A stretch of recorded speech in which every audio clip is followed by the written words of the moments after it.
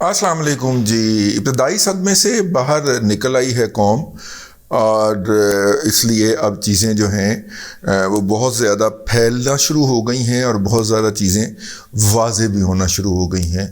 इब्तदाई सदमा क्या है, आपको ये बताते चलें कि जनाब इमरान अहमद ख़ान नियाज़ी जो एक लॉन्ग मार्च लेके जा रहे हैं इस्लामाबाद की तरफ, अभी तक के उनके जो बयानात हैं उनके मुताबिक वो पिंडी में भी जा सकते हैं और वहाँ पे भी किसी ख़ास जगह पे धरना दे सकते हैं। और पिंडी से मुराद होता है पिंडी के माल रोड पे वाक़या पाकिस्तान की फ़ौज का हेड क्वार्टर, जिसको हम GHQ यानी जनरल हेड क्वार्टर कहते हैं, वहाँ पे भी जा सकते हैं और वहाँ पे भी धरना दे के बैठ सकते हैं। और H9 पार्क जो है इस्लामाबाद का, वहाँ पे भी जा सकते हैं। दोनों सूरतों, दोनों मनाज़िल उनकी हो सकती हैं। उसके हवाले से अभी मुज़ाकरात जारी थे कि अल्लाह वाला चौक वज़ीराबाद के ऊपर जब उनका ट्रक पहुँचा है तो वहाँ पे उन पर फायरिंग हुई है। बज़ाहिर इब्तदाई इतला के मुताबिक वो फायरिंग जो है एक लड़के ने की है और उस लड़के का बयान इस वक्त मीडिया के ऊपर फ्लैश हो रहा है जब मैं आपसे मुखातब हूँ। और वो ये कह रहा है कि अज़ान चल रही थी और अज़ान के दौरान इन्होंने गाने लगाए हुए थे और मुझे इन पे गुस्सा आया और मैं इसके पीछे पीछे था और यहाँ पे मैंने इमरान ख़ान को कत्ल करना था। ये उसका बयान सामने आ गया है, जिसके ऊपर PTI के यूट्यूबर्स जो हैं और जो उनके सोशल मीडिया ट्रोल्स हैं, जो उनके एम्प्लॉइज़ भी हैं, उन्होंने शदीद गम और गुस्से का इजहार किया है कि इसका बयान पब्लिक क्यों किया गया है। इसके अलावा जो सबसे पहले बात आई कि वो जो है आलमगीर ख़ान ढक्कन जो हैं, वो गटर का ढक्कन जो कराची वाले साहब हैं, इसकी वजह से मारूफ़ हैं, वो उनका एक गार्ड है जिसने ये फायरिंग की है। फिर उनका स्टेटमेंट आ गया कि जी मेरे गार्ड को शक की बुनियाद के ऊपर पकड़ लिया गया है, वो तो मेरे साथ कराची से चला था, प्राइवेट कंपनी का गार्ड है, अभी जस्ट पहुँचा था कि उसको धर लिया गया। लेकिन वो फायरिंग में इसलिए भी मुलव्वस नहीं हो सकता क्योंकि जो दूसरा पकड़ा गया है बंदा वो मुकामी है वहाँ का, नवीद उसका नाम बताया जा रहा है अभी तक की इतला के मुताबिक। कंटेनर पे खड़े हुए लोगों के जो अब तक काउंट हुए हैं, अहमद, वो क्या नाम है उनका, अहमद गुराया या इस तरह का नाम है, हाँ अहमद वाला नहीं, अहमद गुराया वाला इस तरह का ही नाम है। उनकी दोनों टांगों पे यहाँ पे गोलियाँ लगी हैं, एक इस पे एक इस पे। इमरान ख़ान साहब के कहा जा रहा है कि एक ही टांग में 3 गोलियाँ लगी हैं और फैसल जावेद ख़ान साहब के यहाँ पे गोली लगी है, लेकिन उनका जबड़ा जो है वो बिल्कुल अभी तक सलामत है और वो मीडिया को इंटरव्यू भी दे रहे हैं।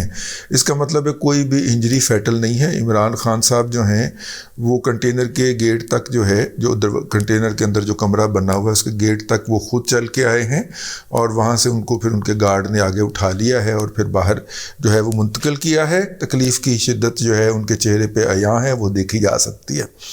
लेकिन उसके बाद उसका मेडिको लीगल करवाने की बजाय उनको शौकत खानम में मुंतकिल कर लिया गया। शौकत खानम में बहरहाल मेडिको लीगल का इंतज़ाम मौजूद नहीं है।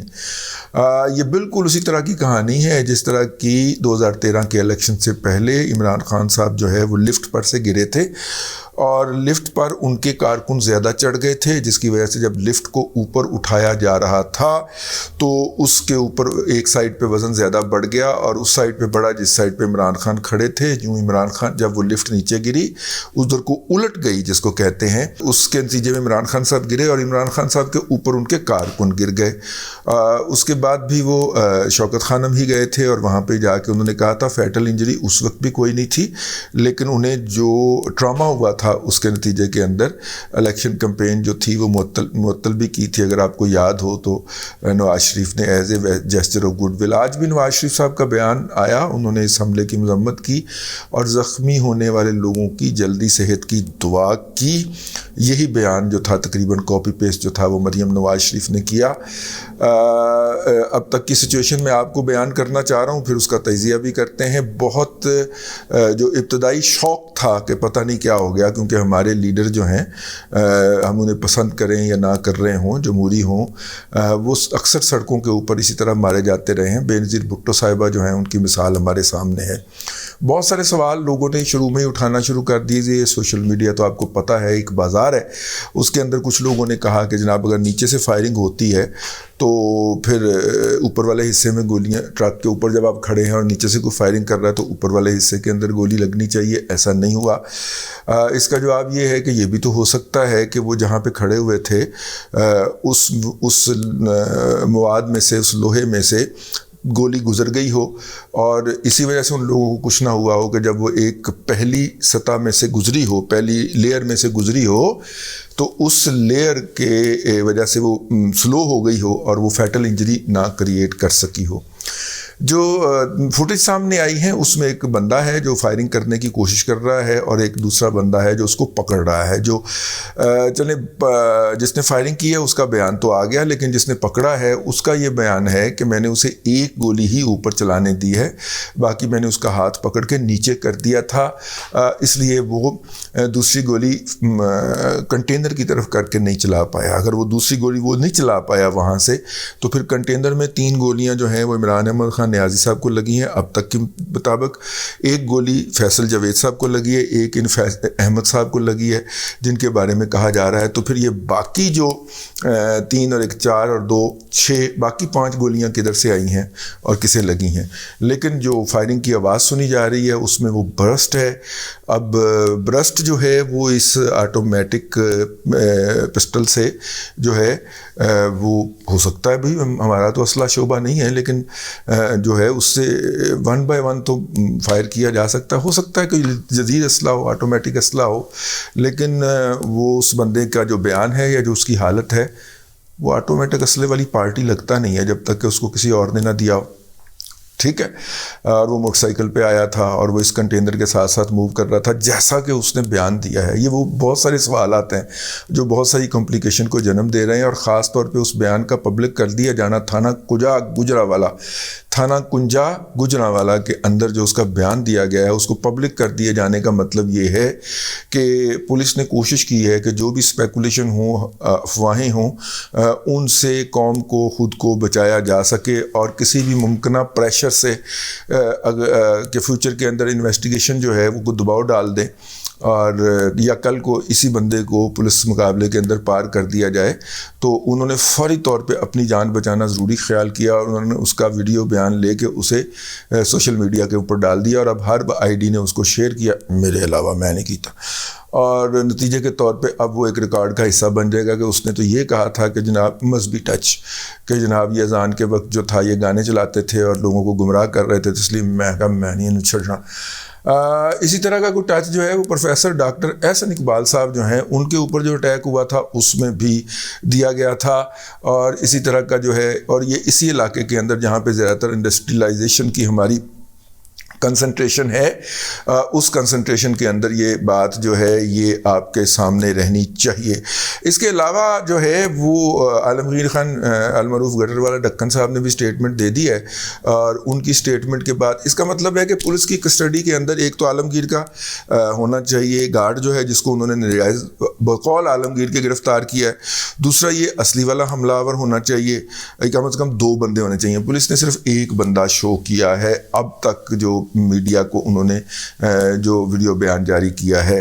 عمران خان صاحب سیف ہیں, وہ شوکت خانم پہنچا دیے گئے ہیں جہاں پہ ان کا علاج ہوگا اور پھر ان کی ٹراما تھراپی بھی ہوگی, اور ابھی تک اس بارے میں کوئی اطلاع نہیں ہے. لیکن ایک بات جو میں نے 3 مختلف اکاؤنٹس میں دیکھی, ایک تو جو کسی پٹواری کا اکاؤنٹ تھا اور اس نے یہ کہا کہ اب یہ اتوار تک گجرات میں ہی گھومے گا اور یہیں پہ ہی ڈرامہ کرے گا اور اپنے اوپر حملہ کروانے کا ڈرامہ بھی یہیں پہ کرے گا, اور یہ تقریباً کوئی 48 گھنٹے پہلے کا ایک ٹویٹ ہے.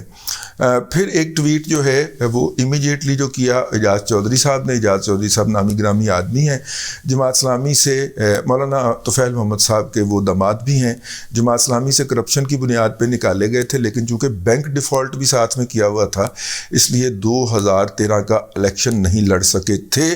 تاہم جب ان کا وہ جو ڈیفالٹ کا پیریڈ ہوتا ہے نا, ڈیفالٹ کرنے کے بعد پھر آپ اتنے عرصے تک الیکشن نہیں لڑ سکتے, جب وہ ختم ہوا تو پھر وہ سینیٹر منتخب ہو گئے.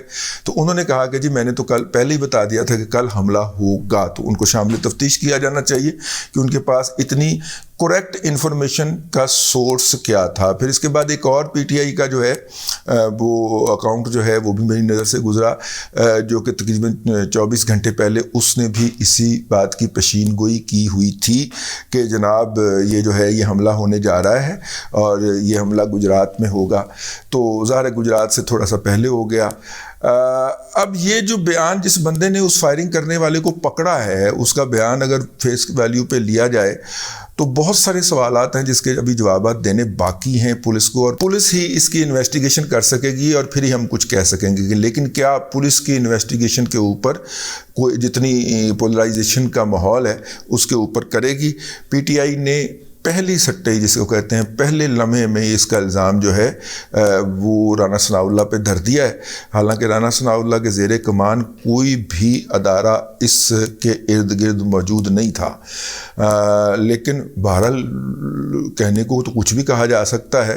تو رانا ثناء اللہ کو سنگل آؤٹ کیا گیا ہے. حالانکہ پنجاب کے اندر چودھری پرویز الہی کی حکومت ہے اور یہ وہی چودھری پرویز الہی ہیں جو جب پنجاب کے چیف منسٹر تھے تو یہاں پہ بے نظیر بھٹو صاحبہ شہید کر دی گئی تھی. سوچنے کی دعوت ہے. کسی بھی رائے پہ پہنچنے سے پہلے ہمیں انتظار کرنا چاہیے. بہت بڑی خبر ہے انٹرنیشنل میڈیا کے اوپر چلی ہے کہ عمران خان صاحب کے اوپر اسیسینیشن اٹیمپٹ ہوئی ہے, اور پاکستان کے حوالے سے میڈیا ویسے بھی سینسٹیو ہے کیونکہ یہاں پہ اس طرح کے واقعات ہوتے رہتے ہیں. جو بھی کوئی تازہ ترین اپڈیٹ آئے گا ہم آپ کی خدمت میں لے کے حاضر ہوں گے. کوئی رائے نہیں دے رہے ہم, لیکن انفارمیشن کا ایک فلو ہے اور ان کے ساتھ ساتھ افواہیں بھی ہیں, اور جب ڈاکومنٹری ایویڈنس بھی آ جاتا ہے ان افواہوں کے ساتھ تو پھر آپ اسے پھینک نہیں سکتے.